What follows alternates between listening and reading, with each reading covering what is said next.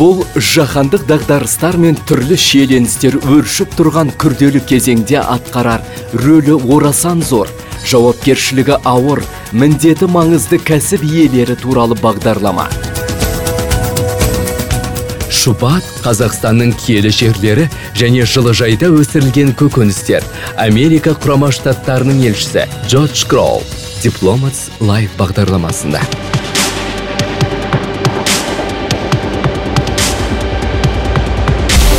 Менің таныстарымның көбі сол елде тұрады. Жұмысқа орналасу оңай, барлық заттар қолжетімді және бағалары да төмен екен. Жастардың көбі ақшты көруді армандайтын шығар. Американың беделді жоғарғы оқу орындарында білім алғысы келеді. Менің немерем Гарвард университетінде оқып жатыр. Ол жақта барлығы дерлік жақсы дамыған. Техниканың да, білім саласының да деңгейі жоғары. ақш пен Қазақстанның бірлескен жобасы көшпенділер кинокартинасы маған ерекше ұнаған еді.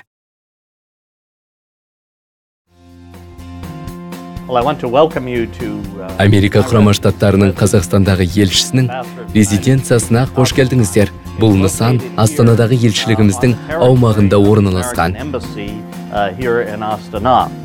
Here in the foyer, the entrance of my residence, we have, of course, the flag. Бұл фойе менің резиденциям дәл осы жерден басталады. Әрине, ғимаратта кірген бойда Америка Құрама Штаттарының туын көресіздер. Is the coat of arms of the United States of America, and this is the flag of the American ambassador. Әрбір ел үшін мемлекеттік рәміздердің құндылығы ерекше екені сөзсіз. Ал мұнда ақш-тың тұңғыш президенті Джордж Вашингтонның портреті ілулі тұр. ақш-тың тағы бір нышаны қыран құс. Мынау аризоналық суретші Барбара Теллер О'Нилдің жасаған гобелені. Ол қазақ шеберлерінің туындыларына ұқсас үлгіде тоқылған. Барбара америкалық үндістердің Навахо тайпасынан шыққан.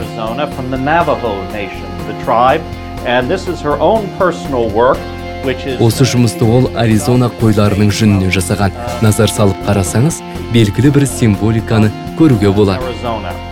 You can see many symbolism of this tapestry with certain symbolisms here in Kazakhstan.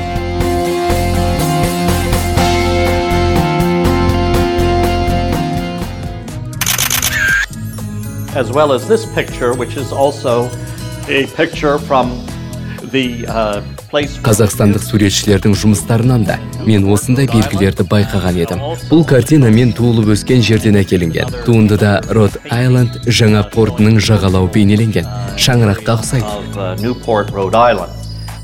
This is a symbol. Ол әрбір үйге береке, отбасына бірлік әкеледі деген сенім бар. Үйімнің қабырғасына байырғы үндістердің осы нышанын іліп қоюымның өзі тегін емес.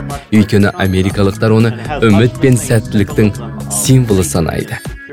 Бұл атрибут шаңыраққа бейбітшілік пен келісім сыйлайды. Мен осыған сенемін. Indian symbolism here in my home as an American sign of hoping that everyone who lives in this house will live in peace and harmony.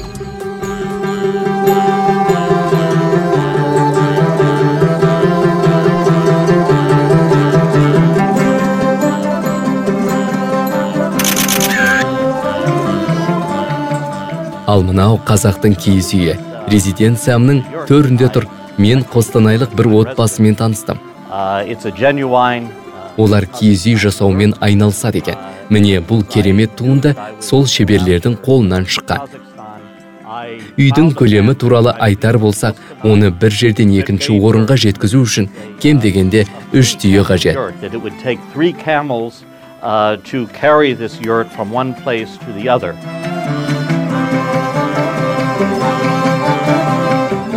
We have very different histories in our past. Біздің елдеріміздің тарихы бір-біріне мүлдем ұқсамайды. Америка шалғай жерде орналасқан. Дегенмен ақш пен Қазақстан арасын байланыстыратын көптеген ортақ дүниелер бар екенін білемін. Similarities between my country and Kazakhstan.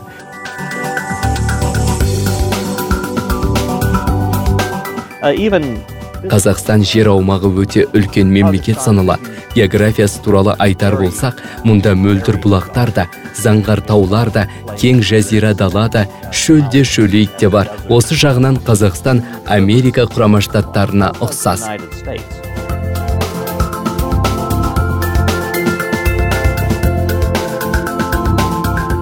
Мен осында ұзақ жылдардан бері жұмыс істеп келемін. Сондықтан Қазақстанның түкпір-түкпіріне саяхат жасауға мүмкіндік болды. Елдің батысы немесе шығысы, оңтүстігі немесе солтүстігінде жүрсем де, өзімді үйдегідей сезіне алдым. Қазақстанның әсем табиғатына тәнті болдым. My visit to Western Kazakhstan, to Mangistau Oblast, and to visit these shrines, the famous. Қазақстанның батысындағы Маңғыстау облысына сапарымды еш уақытта ұмытпайтын шығармын. Көптеген таңғаларлық орындарға бардым. Әйгілі жер асты мешітінде көрдім. Көздің жауын алатындай көрікті. Рухани дамуыңа ықпал ететін киелі жерлерге саяхат жасап қана қоймай, жергілікті халықпен таныстым. Энергетикалық деңгейде бір-бірімізді үнсіз түсіне алдым. Менің қызметімдегі ең маңызды тәжірибеде осы халықпен байланыс орнату. In a holy place in such a magnificent setting as Western Kazakhstan, and I think that өзеннің жағасына барып терең тыныс алып тұрғаным есімде. Жалғыз емес едім. Жанымда адамдар көп болатын. Олар Американың елшісі екенімді де білмеген еді. Сол сәтте барлығымыз дерлік сол жердің таңғажайып сұлулығына тамсанып, сол сұлулықтан ләззат алып, шабыттанып тұрған болатынбыз. This sense of unity with them and the beauty, enjoying the beauty of the country.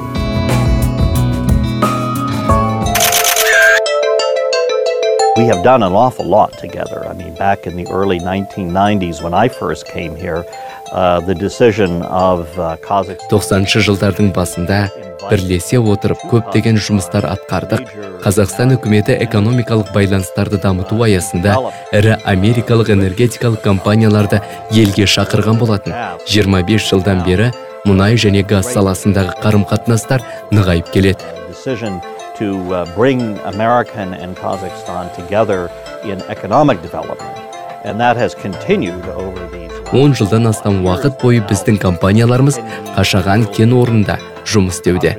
Oil fields are some of the largest producing oil fields in the world, and has put Kazakhstan on the map of the world as one of the greatest producers of a very important resource. As far as trade, while we are one of the largest investors in Kazakhstan still to this day, of over $30 billion of investment. Сауда-саттық саласындағы ынтымақтастық жөнінде айтар болсақ, біз Қазақстандағы ең ірі инвесторлардың бірі саналамыз. Шамамен $30 миллиард инвестиция құямыз. Сауда теңгерімін сақтаймыз. Қазақстаннан ақш-қа жіберілетін тауар $800 миллион құрайды. Ал Қазақстанға $600 миллион Америкадан өнімдер әкелінеді. Екі елдің мемлекет басшылары 2018 жылдың қаңтар айында кездескен болатын. Осы орайда бұл саладағы қарым-қатынастар нығая түсетініне сенімдімін. Трамп пен Назарбаев келіссөздер барысында экономика саласын әртараптандыру жөнінде айтқан болатын. President Trump and President Nazarbayev agreed on developing and diversifying our economic engagement into the future so that we would see those figures, I hope, growing. Gardening in Astana, it's a very short season. Астанада бау-бақша шаруашылығымен айналысуға болады. Vegetables, tomatoes. Дегенмен ауа райы жағдайына байланысты ол ұзақ уақытқа созылмайды. Мен мұнда көкөністер өсіремін. Асқабақ пен қызанақ та бар.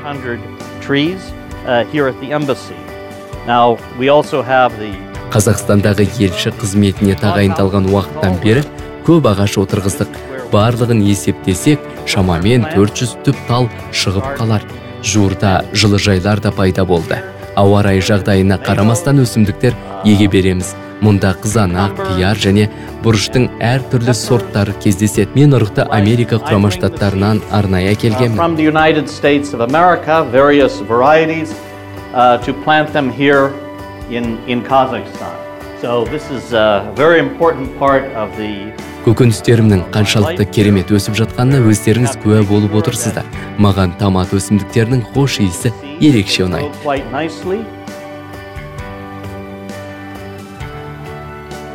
And I like the smell of the tomato plants. And I hope soon that we will be able to plant them. This, I think, are herbs.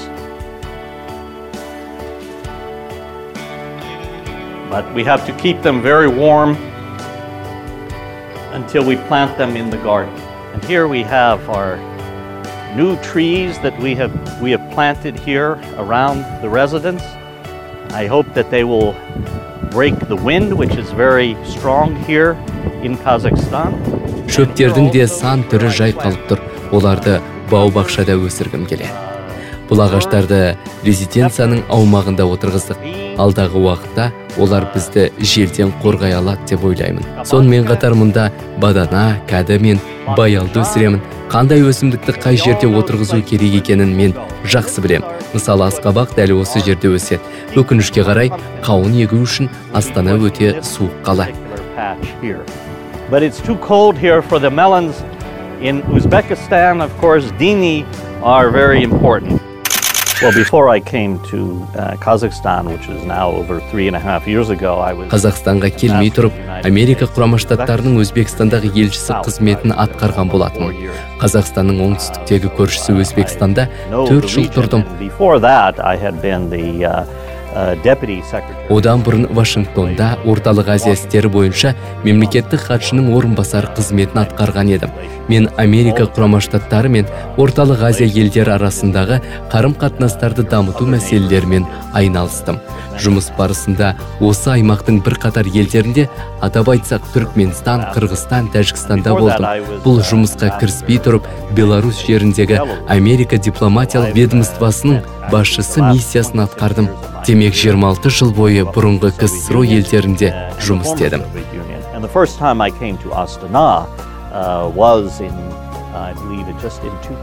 Мен Астанаға алғаш рет 2008 жылы келген едім. Елшілік 2006 жылы ашылды. Қаланың осы бөлігінде бір ғана ғимарат бар еді. Ал енді шаһар күн санап көркейіп, жаңа нысандар пайда болуда. Елшілік орналасқан Қошқарбаев көшесінде жаңа ғимараттар салынды. We are not alone here on Koshkarbayev Street. I like the food of Kazakhstan very much. Маған осы елдің ұлттық тағамдары ұнайды. Шұбатты жақсы көрем. Оның дәмі тіл үйіреді. Сонымен қатар денсаулыққа да пайдасы зор. I made a practice of having a cup of shubati every day. Сондықтан күніне бір кесе шұбат ішем. Менің ауырмай жүруімнің өзі осы сусынның арқасында шығар. Once I pour the shubati into the bowl, I know it has to be aerated. Шұбатты шараға құйғаннан кейін жақсылап сапыру керек. Мамандар шұбатты ағаштан жасалған ыдыспен ішкен дұрыс деген еді. Сонда сусынның қажетті температурасы сақталады. Aeration, and that is something I've learned from the experts here. And then when I am ready to have the shubat, of course it should be the wooden bowl is very important too, because it also Оған қоса металдан немесе керамикадан жасалған бұйымдарға қарағанда ағаш ыдыстар таза әрі табиғи өнім болып есептеледі. It's very hygienic as well, different from if you had a metal or a ceramic or a clay cup. That is also very important to have keep aerating it, and then to have your wooden cup, and then to pour it. I like a good... Мен шұбатты таңертең ішемін. Көзімді жұмып терең тыныс аламын. Сол сәтте көз алдыма ұлы даланың көріністері келеді. Домбыра мен қобыздың ғажайып үнін естігендей боламын. Осы екі музыкалық аспаптың үні мені керемет күйге бөлейді. And the kobuz, especially the kobuz, which is a beautiful instrument, and then I drink it.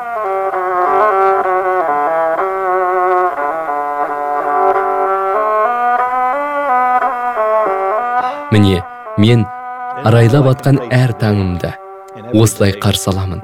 Күнімді осылай бастаймын.